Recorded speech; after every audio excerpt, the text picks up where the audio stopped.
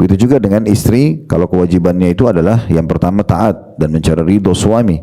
Karena kata Nabi SAW, istri manapun yang sholat 5 waktu, kemudian berpuasa Ramadan, kemudian mentaati suaminya selama bukan maksiat, maka dia pada saat meninggal dibolehkan pilih masuk dari 8 pintu surga yang mana dia inginkan. Kemudian juga yang kedua adalah izin. Nah, izin ini disebutkan dalam hadis adalah izin kalau mau keluar rumah, izin kalau mau masukkan orang ke dalam rumah, izin kalau mau melakukan ibadah-ibadah sunnah, terutama puasa sunnah di saat suami sedang ada. Kayak misalnya ibu biasa puasa Senin Kamis, suami kebetulan lagi libur, maka ibu harus izin, gitu kan? Misalnya biasa puasa Senin ya, kan besok ada di rumah, kira-kira saya boleh puasa nggak? Kalau diizinkan silahkan, gitu kan? Kalau tidak diizinkan ibu tidak boleh puasa, dan itu lebih didahulukan ketaatan pada suami, gitu kan? Nah, ini termasuk. Kemudian juga yang selanjutnya kewajiban istri adalah menjaga semua amanah harta, anak, ya. Jadi setiap jengkar rumah ibu yang disiapkan oleh suami itu tanggung jawab ibu hari kiamat. Begitu juga dengan anak-anak. Makanya kata Nabi SAW, kalian semua pemimpin akan minta pertanggungjawaban atas kepemimpinannya. Suami pemimpin atas istri dan anak-anaknya, dan dia bertanggung jawab dan diminta pertanggungjawaban hari kiamat. Sementara seorang istri bertanggung jawab terhadap anak-anak dan harta suaminya, dan juga akan diminta pertanggungjawaban di hari kiamat. Jadi ibu nggak boleh sengaja merusak rumah itu atau tidak merawatnya, atau suami tanya mana barang ini, oh saya nggak tahu. Itu nggak bisa. Ibu harus tahu di mana tempatnya, ibu harus bertanggung jawab, karena semua itu akan ditanya oleh Allah Subhanahu wa taala. Itu kewajiban. Jadi nggak boleh membiarkan rumah berantakan, barang-barang hilang. Ya, ini sering terjadi keluh kesah dalam rumah tangga seperti itu ya. Karena setiap kali nanya barangnya, istrinya nggak tahu di mana. Bahkan diarahkan ke pembantu yang sebenarnya tidak ada hubungannya. Dia yang harus bertanggung jawab. Pembantu datang untuk diarahkan, bukan dia yang mengaturnya. Nah, seperti itu kurang lebih gambarannya. Nah, ini kewajiban-kewajiban masing-masing. Saya sebutkan tiga gitu ya. Ada kewajiban yang merupakan gabungan, yaitu kewajiban melayani kebutuhan biologis masing-masing. Suami harus memenuhi, istri juga harus memenuhi, dengan tentu adab-adab dan tata keramanya. Jangan lupakan doa, tidak boleh menggauli istri di kemaluan pada saat haid dan nifas, tidak boleh menggauli di duburnya, ya. Kemudian juga ada adab yang lain, seperti misalnya kalau ingin mengulangi biologis dianjurkan untuk berwudu terlebih dahulu. Kemudian juga tidak menceritakan hubungan biologis tersebut kepada siapapun. Ya, walaupun kita sudah merasa puas dengan pasangan kita, maka cukup kita sendiri menikmati, karena kata Nabi SAW, manusia yang paling buruk kedudukannya di sisi Allah Subhanahu wa taala pada hari kiamat adalah seorang laki-laki dan seorang perempuan yang sudah saling terbuka. Mereka biologis karena suami istri, lalu salah satunya menyebarkan rahasia daripada biologis tersebut. Dan ini efek sosialnya ada ya. Di saat seorang laki-laki misalnya menceritakan kenikmatan biologis sama istrinya di depan teman-temannya, dan kebetulan teman-temannya itu tidak memiliki istri seperti itu, maka pastikan dia akan mengganggu istri si pencerita tadi. Begitu juga misalnya perempuan menceritakan kehebatan suaminya di depan teman-temannya, mungkin di antara teman-teman itu tidak ada, suaminya tidak begitu, maka dia akan terfikir untuk mengganggu suami orang si pencerita, dan seperti itulah efek-efek yang berbahaya sekali. Maka ini termasuk adab yang harus dijaga tentunya. Dan tentu juga menghindari hal-hal yang diharamkan, seperti nonton film porno misalnya untuk belajar biologis, karena sebenarnya dalam Islam sudah sangat lengkap. Bisa Bapak Ibu membaca firman Allah Subhanahu wa taala surah Al-Baqarah surah nomor 2 ayat 223 yang berbicara tentang biologis dan bagaimana sebab turunnya ayat tersebut sudah disebutkan oleh para ulama tafsir. Ya, ada 3 sebab turunnya. Yang pertama itu adanya perkataan orang-orang Yahudi yang mengatakan bahwasanya kalau menggauli istri dari belakang walaupun di kemaluannya itu bisa melahirkan anak yang juling. Maka turunlah firman Allah ini menegur dan membantah itu. Kalau perempuan istri itu adalah ladang kalian, gaul dari manapun kalian inginkan dan dahulukan diri kalian. Ulama tafsir mengatakan dari belakang, dari samping, dari kanan, semua dibolehkan selama bukan di dubur yang diharamkan atau di kemaluan pada saat haid. Sebab turun yang kedua, orang-orang Ansar terpengaruh sekali dengan kebiasaan orang-orang Yahudi dalam biologis, karena mereka anggap sebelum masuk Islam orang Yahudi adalah orang yang lebih faham agama, dan mereka tinggal satu kota di Madinah. Waktu itu orang Yahudi menyebarkan posisi biologis hanya bisa satu sisi saja, yaitu cuma istri balik samping kemudian digauli, satu gaya saja, tidak bisa dengan yang lainnya. Begitu yang disebutkan dengan sebab turunnya Al-Baqarah 223. Ini mungkin sedikit risih kalau mau dibahas, tapi ini hukum Islam, harus dibahas. Maka pada saat itu ada sahabat dari muhajir yang hijrah dari Mekah ke Madinah, sementara di Mekah mereka sangat bebas dalam memilih gaya biologis mereka. Menikahlah satu orang sahabat dari muhajir dengan satu orang wanita dari Ansar. Waktu dia mau gauli istrinya dengan cara mereka biasa di Mekah, si perempuan itu menolak sambil mengatakan, kami tidak tahu gaya-gaya seperti ini, kami cuma tahu kami menyamping dan kami digauli. Kamu lakukan itu atau tinggalkan saya. Akhirnya mereka tidak jadi biologis, padahal pengantin baru. Sampai berita itu kepada Nabi SAW, turunlah Al-Baqarah ayat 223. Yang ketiga sebab turunnya adalah Umar bin Khattab radhiyallahu anhu mengatakan, ya Rasulullah, saya telah binasa. Kata Nabi SAW, kenapa hai Umar? Dia bilang, semalam saya membalikkan tungganganku. Ini bahasa kiasan, maksudnya dia menggauli istrinya dari belakang tapi di kemaluannya. Maka Nabi SAW mengatakan, tidak masalah, turunlah firman Allah SWT Al-Baqarah 223. Jadi jangan sampai kita merusak biologis kita justru dengan nonton film-film yang tidak benar. Bagaimana bisa ibu ridho menonton film bersama suami sementara suami ibu melihat perempuan yang mungkin lebih sempurna daripada ibu, dan akhirnya biologisnya jadi rusak fitrahnya karena dia akan membayangkan yang ada di film itu. Sebaliknya juga begitu. Mungkin bagaimana seorang suami bisa membiarkan istrinya melihat laki-laki yang lebih kekar, lebih kuat dan segala macam yang memang didatangkan di film itu daripada dia, dan istrinya akan membayangkan laki-laki itu. Belum lagi dukungan terhadap uang yang dikeluarkan, dukungan terhadap zina, melihat aurat orang dan segala macam hal. Dan ulama sudah mengatakan biologis itu meletakkan kemaluan di kemaluan sama halnya tahunya kita masuk makanan di mulut kita. Jadi tidak butuh ilmu khusus dalam masalah itu, tapi bisa kita tetap mempelajari dari hadis-hadis Nabi Sallallahu Alaihi Wasallam. Nah, kita masuk ini di antara hak dan kewajiban. Berarti selain daripada ini tidak ada kewajiban. Kalau ada berarti tambahan saja. Nah, di antaranya yang disinggung oleh penulis di sini. Bolehkah seorang istri meminta pembantu rumah tangga ataupun babysitter dari suaminya? Hukumnya boleh, tapi jangan dianggap kewajiban. Kalau ibu bilang, kalau kamu nggak bisa membantu kita cerai, atau kenapa kamu tidak siapin, marah, tidak melayani biologisnya, ibu malah berdosa, karena itu bukan kewajiban suami. Istri yang memaksa suaminya menyiapkan pembantu rumah tangga atau babysitter, dan akhirnya dia mau berhentikan kewajiban dia misalnya melayani biologis atau mentaati suaminya tadi misalnya, dia berhentikan karena itu, dia malah berdosa. Tapi yang benar adalah ibu bisa tawarkan ke suami, menjelaskan kepada dia dengan santun dan baik, kalau sepertinya anak-anak sudah berapa orang, saya butuh, atau rumah cukup besar, bisa nggak dibantu begini dan begitu. Kalau dia bilang iya, ya sudah, dia bantukan. Kalau tidak, maka ibu tidak bisa paksakan itu. Nah, kita beranjak daripada riwayat sahih Asma binti Abi Bakar radhiyallahu anhuma. Asma binti Abi Bakar anaknya Abu Bakar, wanita sangat salihah.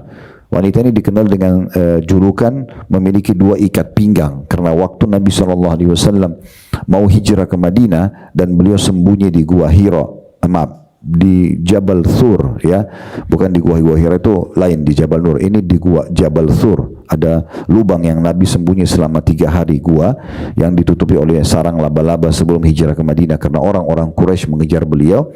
Nah, yang membawakan makanan Asma ini radhiyallahu anha, wanita sangat solehah. Dia menikah juga dengan laki-laki soleh, namanya Zubair bin Awam. Zubair ini salah satu dari 10 sahabat dijamin masuk surga oleh Nabi SAW. Jadi suami istri ini sangat soleh. Apa kata Asma? Saya menikah dengan Zubair sementara Zubair tidak punya harta kecuali seekor unta dan seekor kuda. Itu saja. Jadi tidak ada tanah, tidak ada hamba sahaya, tidak ada apa-apa. Dan saya pun terus mengurus semua kebutuhan Zubair. Sampai dirincikan, saya lah yang menguruskan timbanya, memperbaiki kalau rusak, sampai menggantikan sepatu kaki kudanya.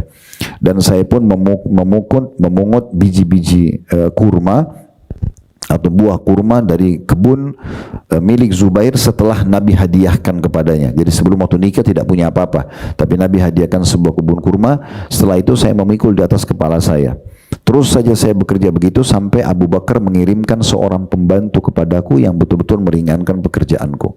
Nah, dari sini ulama mengeluarkan sebuah kesimpulan hukum bahwa saya memang di masa itu perempuan menjalankan tugasnya yang dianggap itu sebuah kewajiban, termasuk melayani suami maksimal gitu ya, dan bukan kewajibannya. Sekali lagi berarti boleh hukumnya, tetapi ibu jangan menganggap itu sebuah kewajiban. Ya, tentu di sini kita berharap suami yang bijak dia akan memberikan ya, pembantu rumah tangga atau baby sister sesuai dengan kemampuan dia. Tapi jangan juga dengan ini akhirnya ibu berlepas tangan. Ya udahlah, semua pembantu yang kerjakan. Ibu nggak pernah kontrol higienis kebersihan makanannya, kebersihan pakaiannya, atau kebersihan rumah pada saat ditata dan dibersihkan. Atau mungkin ibu terlalu, maaf tanda kutip, vulgar, membuat dia mengurus semua suami ibu. Ibu-ibu di luar rumah yang siapin makan pembantunya, yang temani makan pembantunya, yang berikan siapin pakaian di dalam kamar pembantunya. Ini malah jadi haram nantinya. Karena mereka bisa berdua-duaan, ya mungkin suami tidak bermaksud, tapi ibu yang melahirkan poin itu, gitu kan? Dia tinggal telepon pembantunya, itu bapak mau keluar siapin bajunya. Ini semua poin yang keliru, gitu ya. Sehingga ada bahasan yang perlu dibahas berhubungan dengan masalah ini. Kalaupun ditolilir, dibolehkan, maka ibu tidak boleh meninggalkan tugasnya. Ibu yang mengaturnya. Rumah ditata seperti ini ya. Kadang-kadang ibu turun partisipasi. Dimasak seperti ini ya. Cara bersihin sayurnya begini, cara memotongnya seperti ini, supaya seperti yang kita harapkan dan higienis, gitu ya. Bahkan kalau bisa, maaf, khusus pakaian-pakaian dalam suami, maka ibu yang ambil alih. Karena terlalu banyak sihir terjadi dalam rumah tangga. Ini pernah kita bahas di bab sihir ya. Itu salah satunya yang perlu disinggung di situ adalah berapa banyak orang yang menggunakan sihir dari pakaian-pakaian dalam ini. Baik buat ibu sendiri atau buat suaminya, gitu kan. Baik di saat memang si asisten pembantu rumah tangga itu suka, atau memang dia benci untuk membuat lawan jenisnya tertarik, atau dia membuat menyakitkan dengan sihir itu kalau misalnya dia sempat dikeluarkan atau yang sejenisnya, karena itu sangat sensitif. Jadi memang kita harus ada satu ranah atau satu zona di mana itu daerah haram, daerah mulia ya. Haram sini maksudnya daerah mulia ya. Daerah yang kita muliakan yang tidak semuanya orang bisa menjangkaunya. Tidak ada salahnya habis dicuci pakaian ibu yang menatah di lemari misalnya, gitu kan. Sehingga tidak semua harus asisten rumah tangga yang mengetahui luar dalamnya. Kadang-kadang mungkin ibu taruh perhiasan bisa hilang, hanya ibu nuduh orang. Misal mungkin kekeliruan ini bisa terjadi dan segala macam hal yang bisa terjadi ya. Dan salah satu yang kami titik beratkan di dalam manajemen rumah tangga Islami, kemarin alhamdulillah hari Jumat Sabtu Ahad baru selesai KHB Camp, Family Camp yang ketiga, dan saya berharap ibu-ibu dan bapak sekalian bisa partisipasi dengan kami di lain waktu ya. Itu kita membahas tentang rumah tangga secara detail.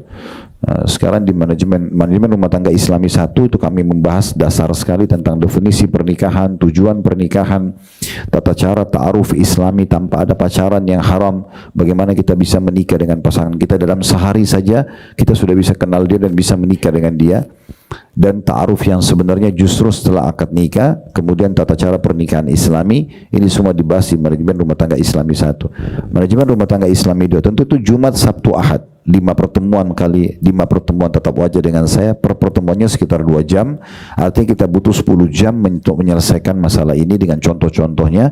Sementara kalau ada bapak ibu yang bawa anak remaja, itu akan kami buatkan kelas khusus untuk remaja. Yang bawa anak-anak kami buatkan kelas juga untuk anak-anak saja.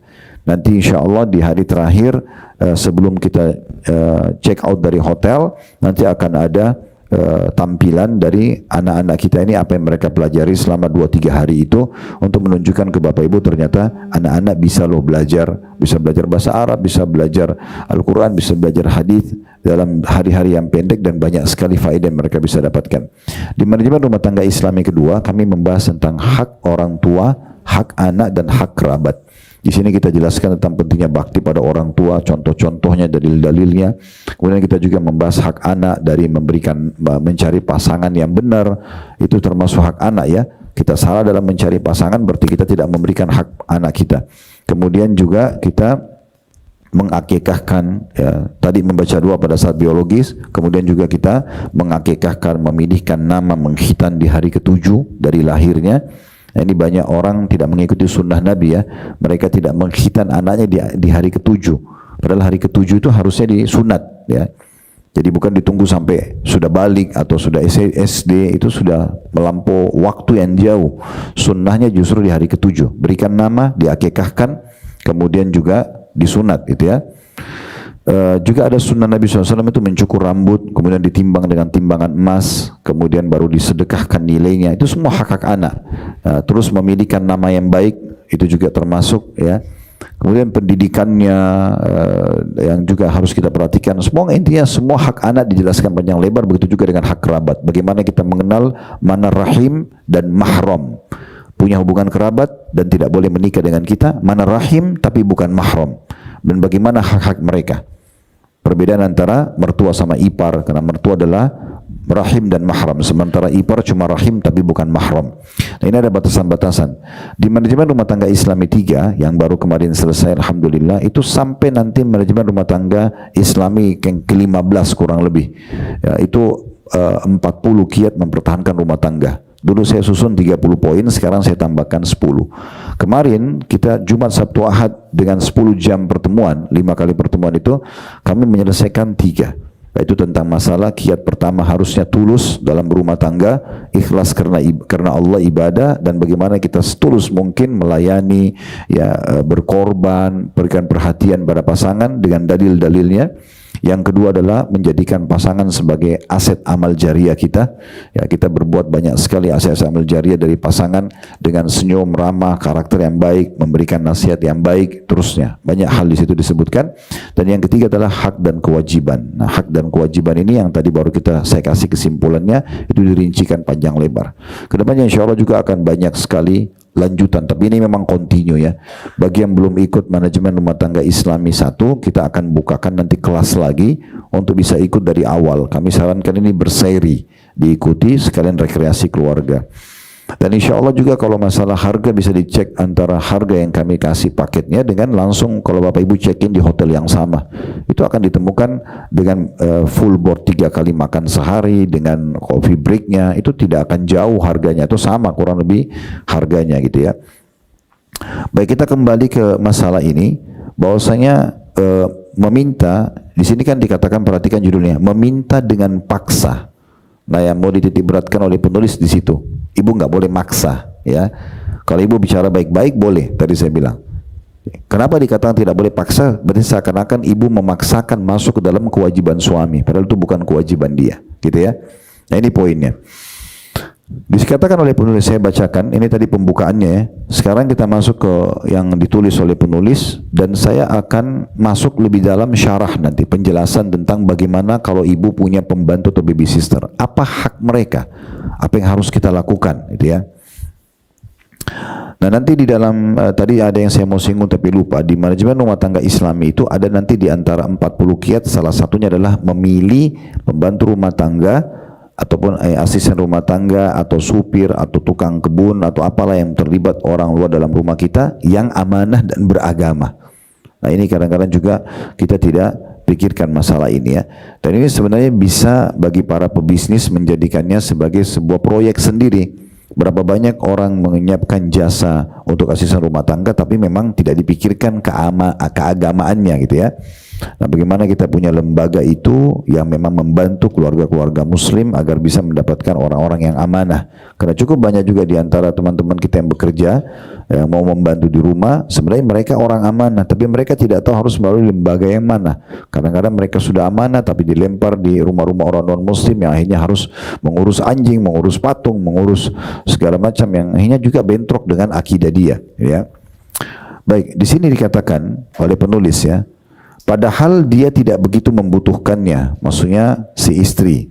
Ya, kadang-kadang kalau disiapin langsung begitu nikah langsung disiapin pembantu, nanti dia tidak akan tahu tugas dia apa, kecuali hanya sekedar membantu, namanya asisten pembantu rumah tangga yang membantu, bukan mengambil alih semua pekerjaan. Ini kadang-kadang ada sebagian istri begitu, tinggal duduk ongkang kaki, semua pembantu yang kerjakan. Dia tidak tahu tadi saya bilang higienisnya, kerapiannya, apakah sesuai dengan standar yang kita inginkan atau suami inginkan, ini tidak dipikirkan. Dikatakan padahal dia tidak begitu membutuhkannya, bahkan ada sebagian kaum wanita yang mensyaratkan hal tersebut ketika akan akad nikah. Kemudian para pembantu atau baby sister tersebut mendapat tugas untuk mengasuh dan mendidik anak-anak mereka. Padahal keberadaan pembantu bisa menimbulkan banyak kerusakan, seperti bisa berakibat buruk terhadap akidah dan moral anak-anak, dan hal itu tidak samar lagi bagi orang yang mau berpikir. Sekarang ibu kalau berharap untuk anaknya menjadi hafid Quran, sholat 5 waktu, ya, punya tutur kata yang baik atau karakter yang baik, terus ibu sendiri nggak terjun dalam mendidik itu, berharap pembantu yang mengurusnya akan seperti apa?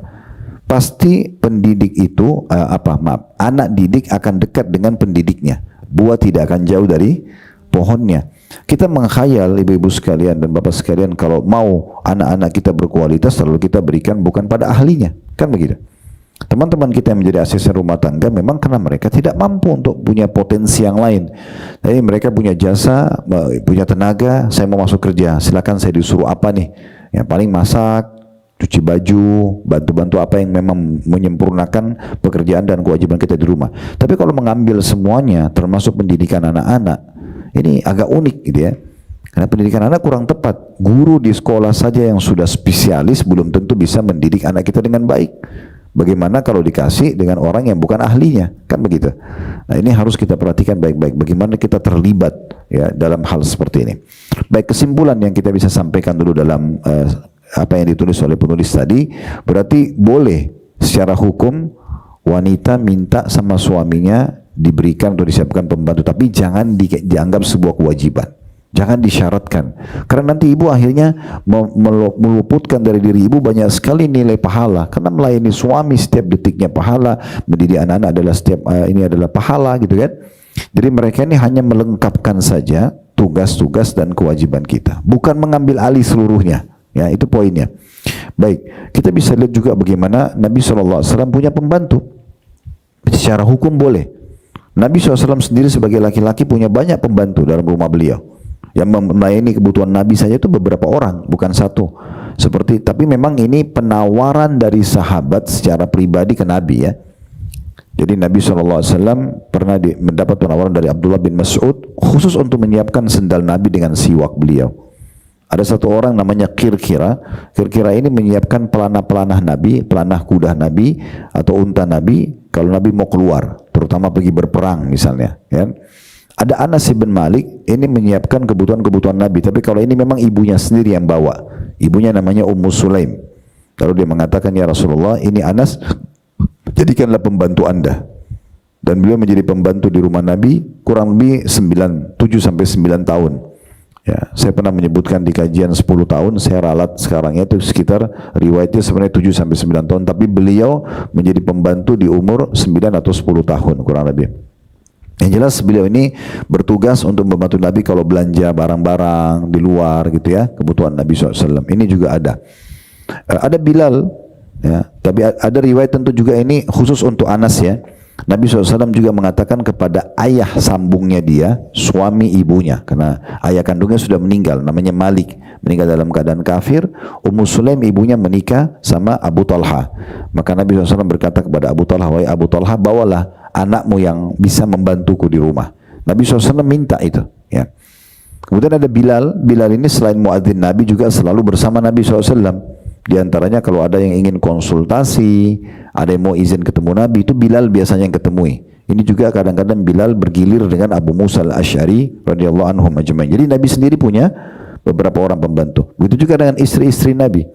Istri-istri Nabi ya, ada yang memiliki pembantu, seperti waktu kalau ibu pernah dengar kejadian ifk ya, fitnah, kisah fitnah oleh Abdullah bin Salul, kepala orang munafik, tentang isu berzinanya Aisyah dengan Safwan. Ini berita bohong, dusta gitu ya, fitnah, gosip waktu itu disebarin. Dan dalam surah An-Nur Allah turunkan pembelaan Allah SWT kepada Aisyah kalau itu tidak benar. Dan setiap kali orang baca surah An-Nur, siapapun yang baca surah nomor 24 ini akan terlintas kisah tentang pembelaan Allah kepada Aisyah radhiyallahu anha. Dan waktu itu ada 3 orang yang dihukum cambuk karena menyebarkan gosip tidak benar. Ada ipar Nabi sendiri namanya Hamna binti Jahash ya. Ini Hamna binti Jahash, saudaranya Zainab binti Jahash, istri Nabi. Jadi ini iparnya sendiri. Ada juga penyair Nabi Hasan bin Thabit, ada juga satu sepupunya Aisyah yang juga menyebarkan berita tersebut. Nah, ini semua dihukum cambuk pada saat berita itu sudah terbongkar ternyata tidak benar gitu ya. Nah, waktu itu Nabi SAW waktu belum turun ayat pembelaan Aisyah, sempat diskusi dengan beberapa sahabat, diantaranya diskusi dengan sepupu beliau Ali bin Abi Thalib dan Zubair bin Awam dalam riwayat di masjid. Nabi tanya, bagaimana pendapat kalian? Maka Ali mengatakan, ya Rasulullah, orang yang paling dekat dengan Aisyah adalah pembantunya. Ada pembantunya di rumah itu yang selalu temani dia. Paling aman Anda tanya dia, kan pembantu pasti tahu semuanya. Maka Nabi SAW pun memanggil pembantu tersebut lalu bertanya. Dan pembantu itu mengatakan, saya tidak pernah menemukan kesalahan Aisyah. Buat salah apapun tidak ada, kecuali cuma satu. Saya pernah titipkan adonan roti, karena waktu itu saya lagi mau ke pasar, karena ibu ini sudah tua, Aisyah masih anak-anak, walaupun majikan dia.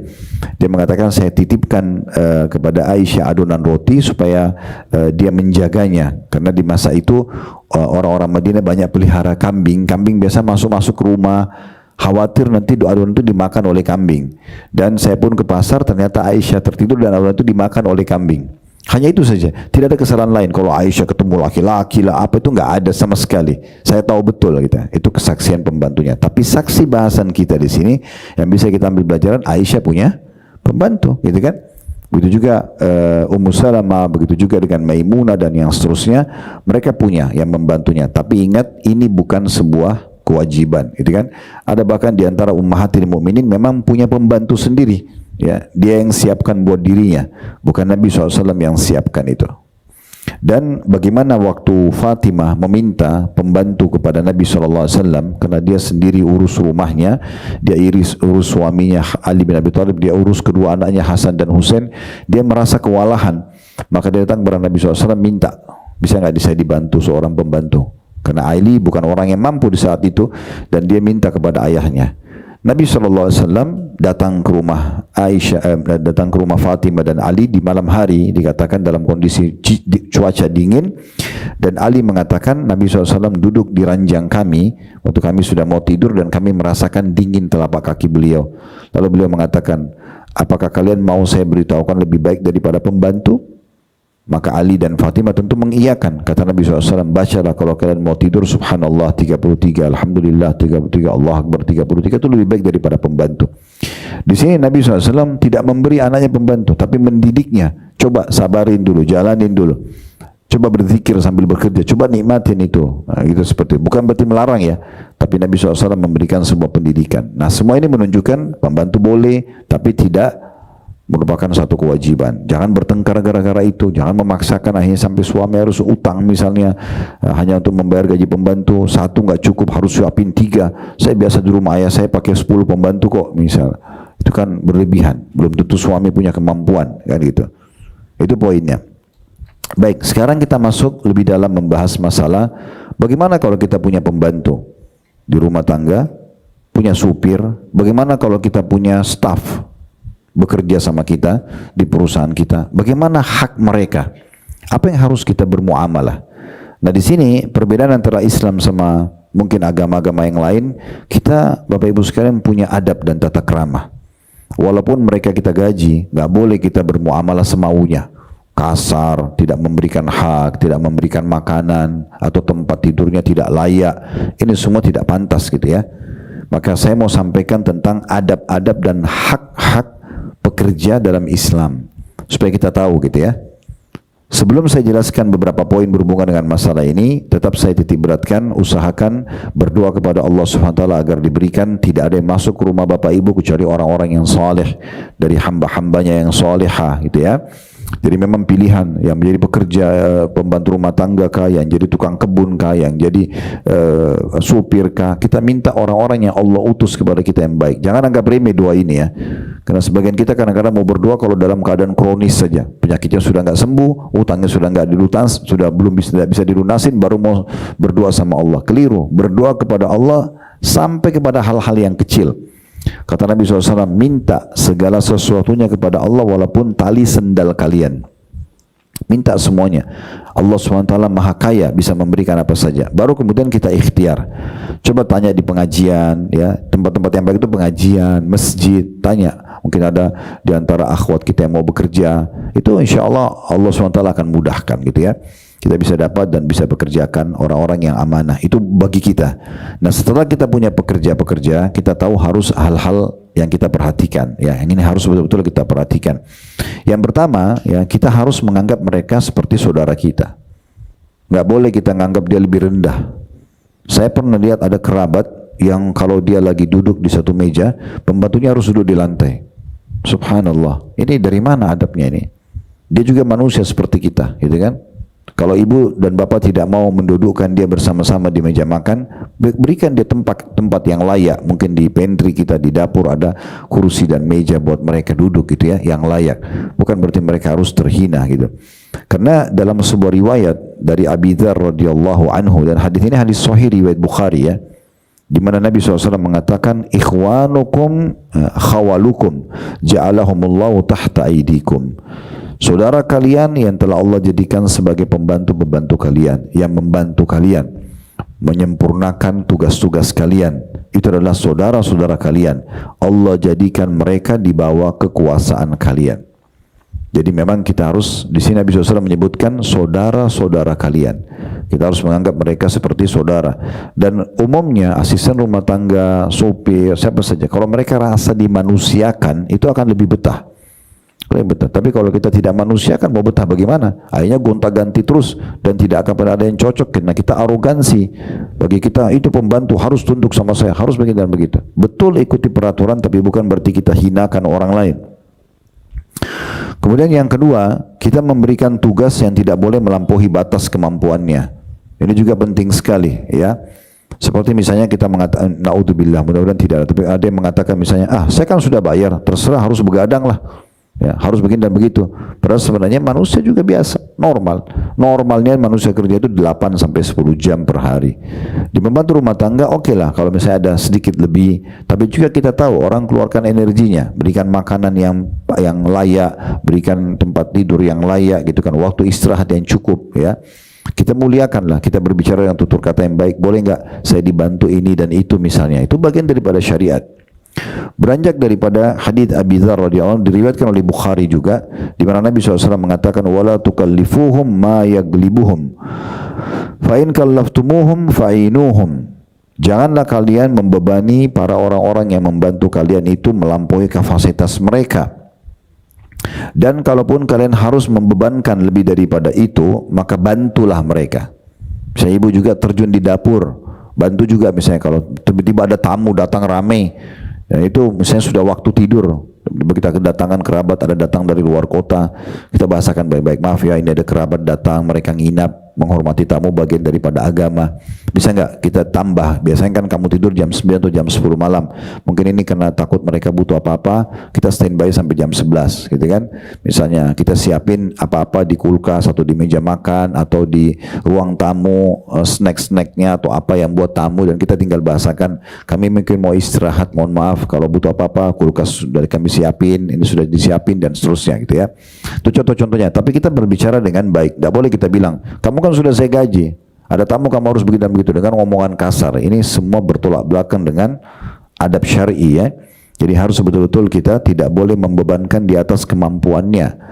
Jangan kita menganggap dia itu seperti robot yang bisa bekerja setiap saat ya. Orang kurang istirahat atau orang belum makan misalnya dan seterusnya. Yang ketiga ya, Nabi SAW mewajibkan untuk memberikan gaji sesuai dengan kesepakatan, bahkan sebelum kering keringat. Maksud di sini sebelum kering keringatnya itu di waktu yang kita sepakati. Misal di awal datang ibu sudah punya akad dan bapak sekalian, gaji saya kasih setiap akhir bulan ya, tanggal 27, tanggal 28, harus on time, nggak boleh tidak. Apakah itu di perusahaan, apakah itu di rumah, dan tidak boleh kita. Kalau kita tunda satu hari misalnya, kita harus pamit baik-baik. Misalnya memang betul-betul belum ada uang yang masuk, maaf ya mungkin saya tunda sehari ya, tapi besok insya Allah sudah bisa terima gajinya. Dan itu tetap saja hari yang besok itu berarti sudah masuk dalam hitungan untuk bulan depan yang dia harus dibayar gajinya, kan begitu. Dan jangan pernah pelit teman-teman sekalian. Ini poin yang perlu saya garis bawahi. Salah satu yang dianjurkan dalam agama Islam adalah dermawan. Dermawan, royal. Ingat, royalitas akan mendatangkan loyalitas. Sebaliknya, tidak ada loyal tanpa royal. Dah selesai. Orang mimpi, orang pelit tapi dia mau orang lain baik sama dia. Itu nggak ada tuh.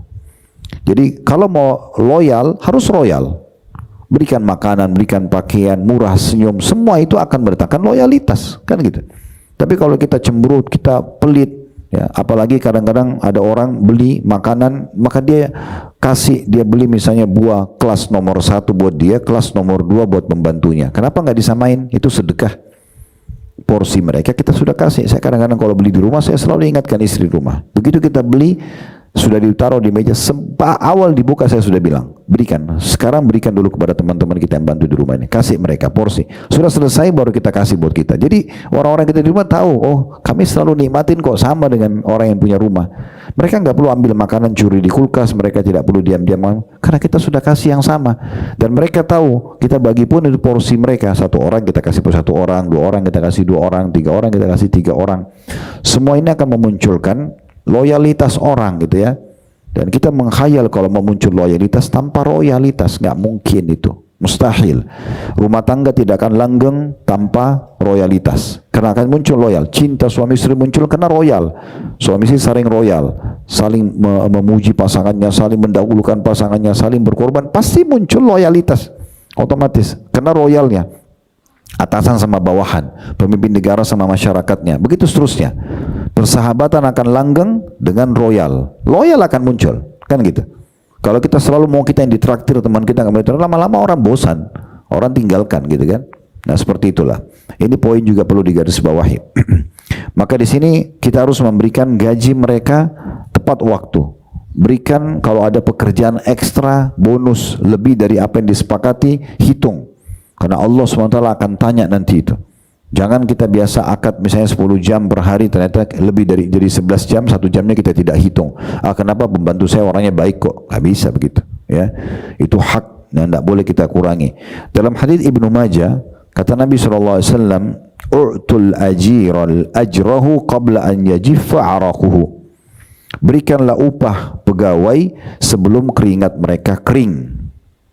Itu harus kita berikan sebelum keringat mereka kering. Ini luar biasa ini ya. Tanggapan ulama berhubungan dengan hadis ini sangat dalam sekali. Karena memang Nabi SAW menyinggung juga dalam banyak hadis yang lain teguran bagi orang yang sengaja dia punya kemampuan mau kasih gaji 2 juta, 3 juta, 4 juta per bulan, itu seperti berat sekali. Padahal sebenarnya bagi dia ringan. Ada uangnya, bukan tidak ada. Dan dia sudah pakai jasa orang, apalagi dipakai jasa dulu baru dibayar akhir bulan. Itu luar biasa itu. Harusnya kan kita tahu diri di situ ya. Ini hadis qudsi, bukan Nabi yang mengatakan menjadi musuhnya hari kiamat, tapi Nabi bersabda, Allah berfirman, Allah yang mengatakan aku akan menjadi musuh bagi 3 orang. Jadi bukan lagi Rasulullah, tapi Allah di sini ya. Allah mengatakan aku akan jadi musuh untuk 3 orang ini. Yang pertama adalah seseorang yang berjanji menyebut namaku, mengatakan iya insya Allah atau demi Allah saya akan kasih, saya akan datang, saya akan berbagi, namun dia melanggar janjinya. Ini musuh pertamanya Allah hari kiamat. Kalau sudah musuhnya Allah ya sudah di neraka deh, gitu kan. Kemudian yang kedua, warajulun ba'a hurran fa'akala thamanah. Seseorang yang menjual orang yang bebas hidupnya, bukan budak, lalu diambil nilainya. Begini maksudnya Bu dan Bapak sekalian. Di masa sekarang alhamdulillah sudah tidak ada. Allah sudah selamatkan kita dari perbudakan. Di masa dulu tidak ada keamanan kayak kita sekarang. Mungkin ibu dulu kalau masih tahun seribuan, 1700, 1500 mungkin, kalau kita masih kerajaan di setiap kota Indonesia mungkin ada raja-raja. Kita kalau jalan dari satu wilayah ke wilayah lain kita bisa terancam kan. Kalau sekarang dengan satu presiden, semua di mana-mana kantor polisi, semua ada kamera bisa menangkap, kita kan aman ya. Kalau masa dulu orang tidak begitu. Orang jalan naik kuda bisa dirampok tengah jalan. Dan uniknya kalau dirampok kita jadi budaknya dia, langsung dibawa di pasar bisa dijual. Begitu kehidupan dulu-dulu itu. Makanya ada pasar budak. Nah, kalau ada orang sengaja menangkap orang bebas, di masa sekarang masih ada ya. Kalau tidak salah ada yang terbongkar sindikat dunia itu yang orang dijanjikan jadi pembantu ternyata dijual gitu kan, di negara-negara itu termasuk dalamnya. Jadi orang yang bebas bukan budak asalnya tapi diperjualbelikan lalu diambil nilainya. Nah, itu tidak boleh ya gitu. Ini kalau tidak salah ada satu kisah pernah disebutkan dalam kehidupan Imam Ahmad rahimahullah. Di masa beliau itu pernah digambarkan memang ada orang begitu, seorang wanita bebas karena itu tidak ada handphone, tidak ada apa, ada orang kaya dari luar Irak datang, dia bawa 2 anak perempuannya lagi belanja di pasar, rupanya ayahnya pergi sebentar, lupa karena pasar besar sekali, hilang. Begitu hilang, yang satu entah kemana, yang satu tapi sudah gadis anak mereka, anaknya bapak ini. Begitu yang satunya ketemu sama satu perempuan penjahat, lalu kemudian Dikatakan ada apa? Dia bilang saya cari orang tua saya. Oh silakan bertamu ke rumah saya. Masuk ke rumah dikurung di kamar. Lalu dia mengaku itu adalah budaknya. Karena di masa itu ada perbudakan. Dan tidak ada bukti. Orang main percaya saja. Akhirnya diperjualbelikan. Sampai akhirnya Allah bebaskan dari keterbudakan. Tapi itu terjadi. Yang ketiga ini jadi saksi bahasan kita adalah warajulun istajara ajiran fastaufa minhu walam yu'ti ajruh atau ajrahu. Dan seseorang yang mempekerjakan seseorang yang lain dan sudah diberikan haknya, sudah bekerja sesuai dengan disepakati, tapi dia tidak memberikan gajinya, tidak membayar gajinya. Ini akan menjadi musuh Allah pada hari kiamat. As-Subki berkata berhubungan dengan masalah hadis ini, والرجل الذي استأجر أجيرا مستوفي عمله ولم يؤتيه أجره بمنزلة من استعبد الحر وعطله عن كثير من نوافل العبادة. Kemudian dikatakan fayushabihu alladhi ba'a hurran fa'akala thamanahu falidzalika 'aduma dhanbuh. Yang artinya seseorang yang memperkerjakan orang lain, ia telah menunaikan tugasnya, orang yang diperkerjakan itu dengan baik. Akan tetapi orang yang dibantu tadi atau majikannya ya tidak memberikan upahnya. Hal ini sebagaimana orang yang memperbudak manusia merdeka. Dia menghalangi orang lain untuk melakukan ibadah-ibadah sunnah. Ini sama saja dengan orang yang menjual manusia merdeka kemudian memakan hasilnya. Ini adalah dosa yang sangat besar. Diambil dari buku beliau Fatawa As-Subki jilid 2 halaman 377. Begitu juga dengan Al-Munawi rahimahullah menanggapi hadis yang baru kita bacakan tadi ya, berikanlah gaji pegawai sebelum keringatnya kering. Tadi ada hadis yang saya bacakan, yang hadis riwayat Ibnu Majah. Beliau mengatakan yang dimaksud dengan sebelum keringatnya kering ya adalah haram menunda-nunda. Hukumnya haram, berdosa, menunda-nunda pembayaran upah padahal mampu. Perintah segera memberikan upah sebelum keringat kering adalah bentuk kinaya atau kiasan akan wajibnya menyegerakan setelah selesai mereka bekerja walaupun mereka tidak berkeringat atau sudah kering keringatnya. Jadi bahasa keringat ini bukan berarti ya dia harus keringatan, tapi yang dimaksud adalah bagaimana dia sudah bekerja dan pada saat dia bekerja walaupun mungkin sedikit aja keringatnya karena ruangan ber-AC, tapi di sini yang dimaksud adalah upaya, jerih payahnya dia sudah dilakukan. Orang mengambilkan ibu air saja, orang mencucikan baju saja, merapikan ranjang saja ya, menyapu rumah itu sudah jasa yang luar biasa yang harusnya bisa dinilai ya. Kemudian juga bagi orang yang punya kemampuan tapi sengaja tidak mau membayar, itu masuk juga dalam sabda Nabi SAW, matlul ghani zulm, menunda pembayaran atau penunaian kewajiban bagi orang yang mampu adalah kezaliman. Hadis ini sering dipakai oleh para ulama untuk membahas orang yang menunda-nunda pembayaran utang sementara dia mampu ya. Tapi di sini sebagian ulama masukkan juga dalam masalah seseorang yang mempekerjakan orang lain, dia punya kemampuan tapi sengaja menunda.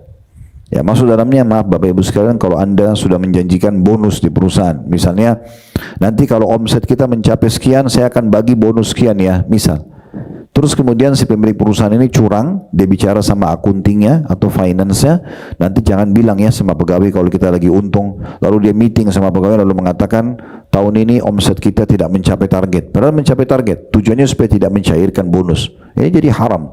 Kalau dia pakai buat dirinya jadi haram, ini seperti pakai uangnya orang. Dia sudah menjanjikan, kenapa nggak diberikan? Sementara itu masuk dalam kategori sedekah dan itu baik, akan mendatangkan balasan dari Allah Subhanahu wa taala. Di dalam hadis yang lain riwayat Abu Daud ya, di mana Nabi SAW mengatakan layyul wajidi yuhillu irdahu wa uqubatahu. Orang yang menunda kewajiban halal kehormatan dan pantas mendapatkan hukuman. Ya, jadi kalau ada orang sengaja seperti ini wajar untuk dilaporin ya kepada pemerintah ya, dan atau dilaporin kepada siapa saja yang kira-kira memang bisa kita sampaikan ya, karena memang hal ini perlu untuk ya dilaporkan, karena kalau tidak kezaliman dia terus akan merata. Itu yang ketiga ya. Yang keempat yang harus diperhatikan juga yang merupakan hak-hak ya orang yang bekerja di bawah naungan kita, yaitu memberi peringatan, atau dalam syariat diberikan peringatan pada majikan yang menzalimi pembantunya atau pegawainya ya. Dan tadi sudah kita sebutkan hadisnya, yaitu orang yang menjadi musuh Allah hari kiamat adalah orang yang sengaja mempekerjakan orang, kemudian sudah menikmati tenaganya, tapi dia tidak ya membayar utangnya atau membayar haknya. Yang kelima, dianjurkan agar memberikan makanan dan pakaian yang layak.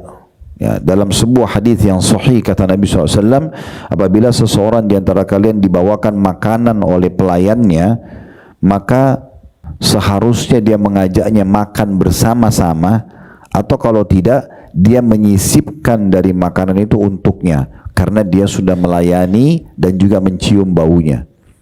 Ya, ini termasuk bagian daripada adab yang harus dijaga gitu ya. Makanya tadi saya bilang yang paling pantas itu ibu, bapak terutama ibu-ibu, karena banyak interaksi sama asisten rumah tangga, jangan kita ya, memberikan makanan sisa ya, sisa baru kita kasih. Nah, dari awal makanan itu sudah dimasak, berikan porsi buat dia.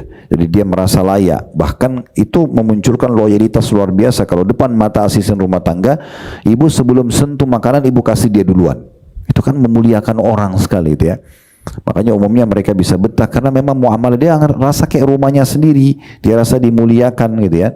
Dan saya yakin pastilah senyum mendatangkan senyum, kan gitu. Keramahan mendatangkan keramahan, itu umum. Kecuali orang tidak normal, kita senyum lalu dia marah, itu tidak normal. Tapi umumnya orang kalau kita senyum, maksudnya apa? Kebaikan dibalas sama kebaikan. Kalau kita sengaja suka mukul orang, balasannya pukulan, kan gitu. Anak kecil saja, ini pernah saya bahas dalam masalah pendidikan anak. Kenapa biasa ada anak kecil suka gigit orang? Karena orang tuanya suka gigit dia. Akhirnya walaupun kita rasa gemes, bagi dia tuh kasih sayang. Kan balasan gigit-gigit juga. Itu sudah umum, kan gitu. Itu sudah umum. Itu yang kelima ya. Jadi berbagi makanan, kalaupun dia sudah melayani, memberikan kepada kita, kita bagi sama mereka. Ingat, yang paling bagus justru sebelum kita menyentuhnya. Itu lebih baik. Yang keenam, Bapak Ibu sekalian adalah agar meringankan beban juga ya. Meringankan beban di sini, kalau tadi ada kita sempat sebutkan itu, kalau dia bekerja ditambahkan kerjaan ekstra kita ikut membantu ya. Kalau ini meringankan beban. Meringankan beban di sini maksudnya, kalau misalnya masih ada pekerjaan yang bisa ditolilir, tidak dikerjakan dalam satu waktu, itu lebih baik. Ibu kasih kesempatan dulu. Kalau ibu instruksi sesuatu nih, tolong ambilan saya makanan dan minuman misalnya, lalu dia melakukannya. Jangan ibu sekaligus ya, habis itu ambilin pakaian buat saya, habis itu kerjaan ini. Biarkan orang selesaikan dulu pekerjaannya. Itu bagian daripada adab syar'i ya. Dan itu disebutkan dalam hadis Ibnu Hibban dari hadis Amr bin Khuwairith radhiyallahu anhu, bahwasanya Nabi SAW bersabda, "Ma khaffafta an khadimika min amali kana laka ajran fi mawazinik." Jadi Nabi SAW bilang kepada Amr, "Hai Amr, apapun keringanan yang kau berikan pada stafmu, pada pembantumu, pada orang yang membantumu, maka itu akan menjadi tambahan pahala untukmu di timbangan amal hari kiamat." Jadi selama misalnya masih bisa, udah nggak apa-apa kamu istirahatnya, besok aja dikerjain. Kita kayak ringankan, sebenarnya bisa dikerjakan pada saat itu jadi pahala buat kita di timbangan amal hari kiamat. Nah ini adab yang harus diperhatikan, dan ini hadis yang sahih. Yang ketujuh, pentingnya keterlibatan ya, majikan dengan bawahannya ya. Memang tidak semua pekerjaan, tapi kalau bisa saya pernah terima contoh kasus gini. Ada sebagian keluarga kami selalu saja asisten rumah tangganya berhenti. Kenapa? Waktu saya duduk masuk memecahkan masalah itu, karena nggak sesuai dengan yang saya inginkan. Saya balik tanya, sudah diajarin belum? Sesuai yang kita inginkan? Belum. Gimana caranya? Gimana caranya kita mau dia tata nasi seperti yang kita inginkan, dia masak lauk seperti yang kita inginkan tanpa kita didik? Ibu turun tangan dulu. Ajarin, ini loh ya, kadar garamnya begini. Dan dalam mendidik mereka, tidak ada orang namanya ekspres. Ini ya, kamu harus tahu nih, lihat satu kali, ya buka mata kamu baik-baik. Itu nggak bisa begitu, karena ada orang yang bisa tangkap satu kali penyampaian, ada orang yang tidak. Ya, saya kadang-kadang di pengajian saya harus ulangin lagi, kita review dulu ya pelajaran yang kemarin, mungkin kena lupa. Itu manusiawi sekali. Ibu coba praktikin ya.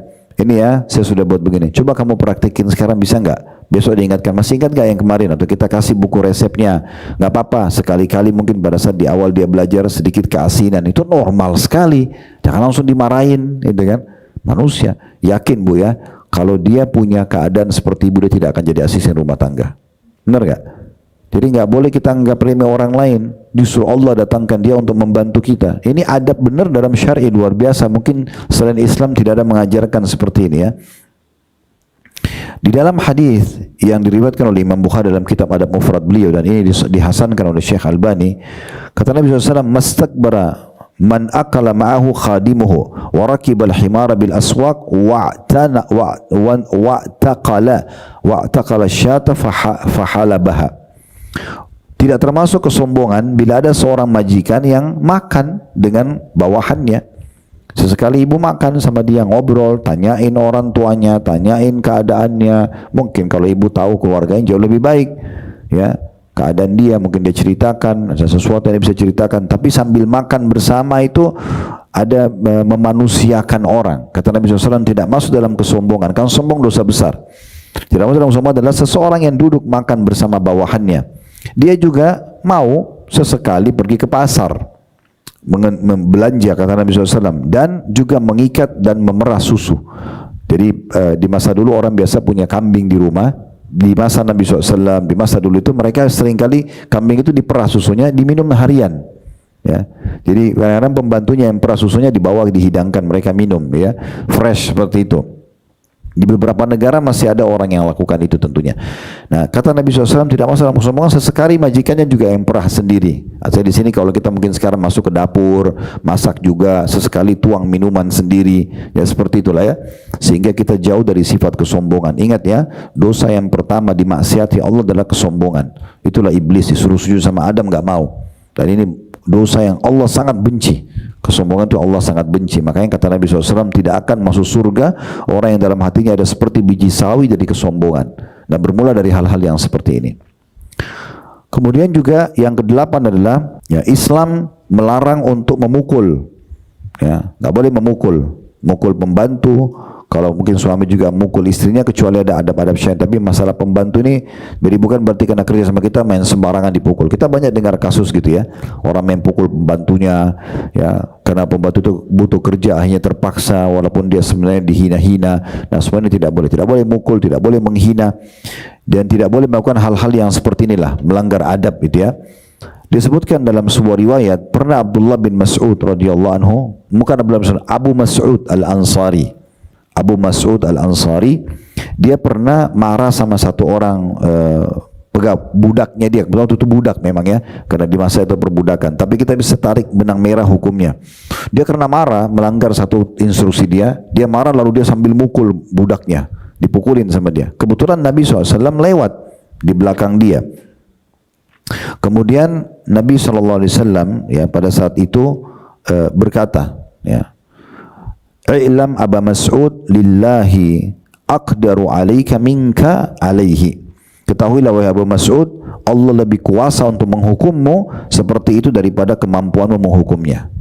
Maka Abu Mas'ud dikatakan dalam ini kaget karena dengar suara Nabi. Begitu dia balik, Nabi di detik itu juga dia mengatakan, kau saya bebaskan karena Allah. Karena kan budak itu bisa dibebasin. Kata Nabi SAW setelah dibebaskan, ama lau lam taf'al lafahatkal nar. Kalau kau tidak buat ini Abu Mas'ud, kau akan dibakar di api neraka. Maksudnya apa? Hak memukul orang. Tapi untuk menebus itu dia pun akhirnya membebaskan. Hadis ini diriwayatkan oleh Imam Muslim. Dan dalam riwayat yang lain diceritakan bagaimana Aisyah berkata radhiyallahu anha, ma daraba Rasulullah SAW syai'an qattun biyadihi. Nabi SAW tidak pernah pukul apapun dengan tangan beliau. Walam ra'atun wala khadimah. Tidak pernah pukul wanita, tidak pernah pukul pembantu.